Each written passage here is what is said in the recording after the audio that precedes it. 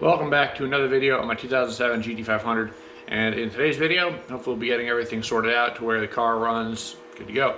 In following the last couple of videos, fixed a bunch of small stuff, heat exchanger fans, PCB routing, some other stuff like that. So nothing too crazy. We tried checking our wideband, it's still reading a little weird, so I went ahead and just decided to buy all new O2 sensors, and we're going to get those installed today, do a couple watt hits, and really 1 watt hit in a log, and kind of see how everything looks after that. So right here, pardon the mess, I got a bunch of stuff going on at the house at the moment, but what we got going on, these are the old plugs. So I went ahead and got two new Upstream O2 sensors. As you guys saw, or at least I hope you saw in the log last video, the driver's side, or passenger side rather, bank one is on the passenger side of these cars. O2 sensor is being really dumb. So I went ahead and got two new NTKs, same part number for drivers and passengers. NTK, if you're not familiar, that's the same brand as NGK, subsidiary company or partner company, whatever. And basically decided to run with these guys. No real reason for it. If you can, stick Motorcraft. I had an issue with getting these in a timely manner, so we got NTK. So new Upstream. Then I went ahead and got a new Bosch wideband for the wideband. I was doing some Googling on the symptoms, and apparently it's sticking dead rich at watt. If it's not actually dead rich, which we're pretty confident it's not, it could be just because the sensor's old and going out. So this particular, not this one, but the sensor on the car, this is what it looks like. This is the part number if you're curious, right there. So this one reads all the way from 10.0 all the way up to 19 or 20. So full rich to lean. Other sensors, there are different ones, may not. One of them only read down to 11.0. So, you know, kind of something to be aware of. Anyway, on the car here, I got it jacked up and I got a battery charger on it because I left my tuner plugged in and that thing never actually turns off, so it drained my battery over the course of a week. But no biggie. Let's go ahead and get underneath the car, get these O2 sensors swapped out, and then go for a drive and see if she... All right, so welcome underneath the car again. So I went ahead and unplugged the driver's side O2 sensor and started it up real quick. I just wanted to make sure that they weren't crossed. The tuner said it's possible. He's seen it before, so basically I unplugged it. Wanted to see if it'd throw a code for bank 2, sensor 1, which it did. So that means our harness isn't unplugged or isn't crossed or anything. We're good there. I am running O2 extensions. Apparently they have been known to cause issues in the past. So something to keep in mind, but to be honest, I don't really have the clearance to get my hand up in there and try and reroute this cable. So I'm not going to. We're going to keep running the extensions for now anyway. And it's been pretty good for a number of years. So I don't think it's going to be a huge deal. Maybe my set's good. I don't know. But anyway, I do notice one side's green and one side's white, so I'm a little curious about that. I was under the impression of the same part number, so I'm wondering if maybe one side's been swapped out with an aftermarket. And yeah, it just said Ford on it. This is a totally different brand. That's the one that failed, so very possible. When I'm looking at it, that's exactly what happened. But let's go ahead and get these things swapped out, and should be good to go.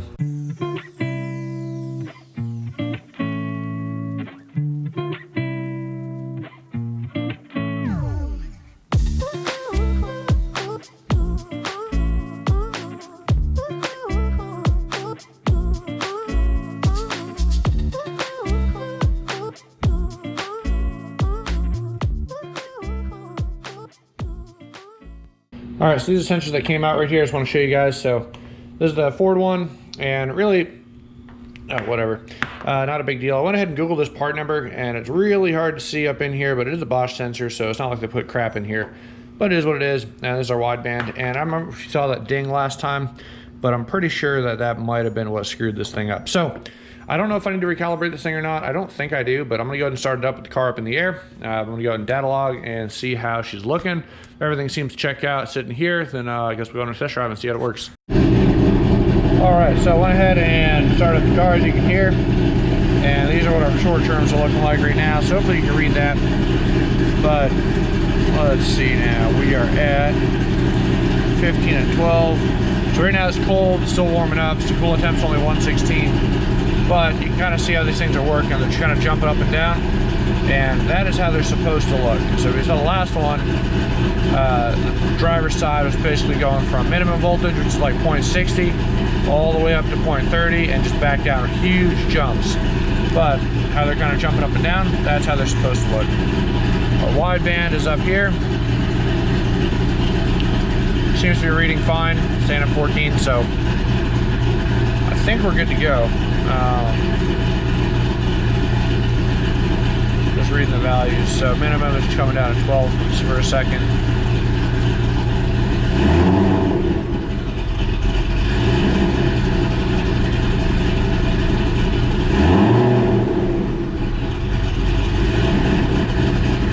Sounded pretty good. So I'm gonna go let it warm up, and we'll go ahead and do a slow rev, and should be good there. All right, so I have you guys up there just basically so I can I need to use your footage to monitor my boost and wideband a little bit. And what we're gonna go ahead and do, I'm gonna go ahead and do a real quick hit and just see what it shows up as. And if it shows up normal, then we're gonna go ahead and do a bigger hit. And if it shows up as being dead rich again, I'm gonna go talk to the tuner and see what we need to figure out.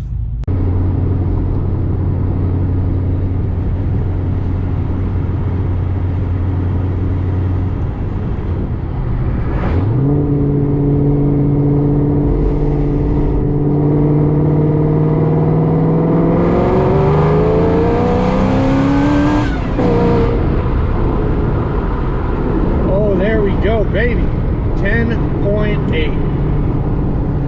Holy shit. There we go. That's what I wanted to see. All right, I think she's good to go.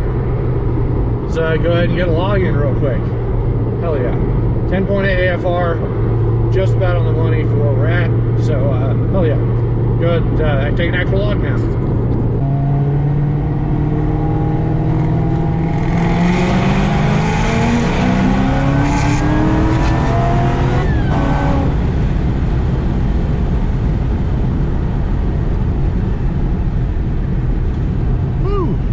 Sounded pretty good, man.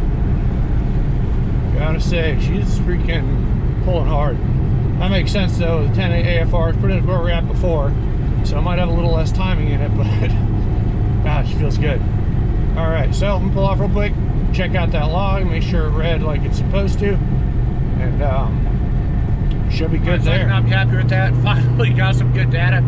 Went ahead, checked the log over just now, and she was hanging out at a very crisp 11.0, 10.9, which is real close on fueling, so it's huge props to the tuner for being able to get the tuning that close, and knowing where it should be, even without the wideband, which is the only way you can really tell. So, again, super happy it didn't blow up the car, super happy the tuner didn't blow up the car. O2 seemed to have done the trick, and I'm going to send it over, and we should be good to continue the data logging progress. And I think she got a little more in her just because I know it's still a little bit rich. She must be a little bit leaner than it is. And should be good to go. So very, very happy with that. Let's get back to the house. All right, so it's been a couple days. I don't remember exactly where we left off, but I went ahead and set the log off to the tuner. He sent me another revision, asked me to double check a couple things and logged it one more time. And the air fuel gauge is still basically screwed up. So I thought it was good to go because to me, I've always seen this car run a 10.9 to 10.8 air fuel ratio on the gauge. Turns out that's super not accurate. And it actually makes sense why I originally thought the car was running rich, blah, blah, blah, a lot of stuff. Anyway, he basically did some tuning magic to pull up, not tuning, but showed me in the logs. He had me log the narrow bands for their voltage. And if you Google narrow band air fuel ratio conversion chart, you can kind of get a rough idea of where the air fuel ratio is. Now, it's not good enough for tuning. It's not good enough for accuracy. They're trying to fit basically 10.0 to super lean, which is like 19 to 1 or whatever, all within a 1 volt. So there's a lot of room for error in there, whereas a wideband will use 5 volts. A lot more room for preciseness. The reads are a lot faster and everything. But yeah, essentially showed me up where my wideband is reading, and one, it's super steady. It should have a little bit of variance, which doesn't. I still don't know why that is, but I'll show you guys the solution in a minute. And then, yeah, so essentially, according to the narrow bands, a rough estimate of where the air fuel ratio is, it's somewhere in the 11, probably 5 to 11.8 range, 11.8. Nowhere near our 10.8. That's like a full digit off basically. And at this point, that's it. I'm done with that air fuel sensor. Even if it was not calibrated properly, and it was just a calibration thing, it should still at least have a little more variance. But for it just to go dead at watt is ridiculous. So I am done with the Pro Sport Yugo whatever crap, and went ahead and bought an AEM. That is the solution to this thing. So the AEM unit just showed up, looks pretty nice, the gauge and everything. Next video is going to be an install of the AEM unit, and then we'll do some more logs. I got a revision back from him. Super helpful. Tuner's been great to work with, super knowledgeable, venomous tuning. So that's where the car stands right now. Nothing too wild, still having issues with that wideband. I was hoping a new sensor would do the trick, but obviously it did not. So went ahead and picked up the AEM kit. Like I said, it showed up today. I'm gonna go ahead and get that installed in the next couple days. Kind of doing some house renovation stuff at the moment, so things are kind of slowing down a little bit. It's why the big gaps in videos. But there we have it. So like I said, try to make the old system work, double check wiring, double check sensor. I mean, I don't know, it's dumb, it's done, it's out of here, you know what I mean? Like we're done with that. So I'm gonna go ahead and figure out a way to mount up the AEM gauge. For now, I'm gonna replace the Aeroforce gauge. I like it because it shows IAT2s and a couple other digital readouts. So I do wanna keep that gauge, but I need to figure out another gauge pod solution because I only have the two. I like my boost gauge, although it doesn't matter too much. I like having it there. So for now, the AEM unit is probably gonna replace the Aeroforce, and then from there, we'll kind of figure out what to do with the third mounting solution. But thanks for watching, guys. That's gonna do it for today's video. And I mean, it's kind of disappointing, but it is what it is. At least we're making progress, and I'll see you guys in the next one. Take it easy.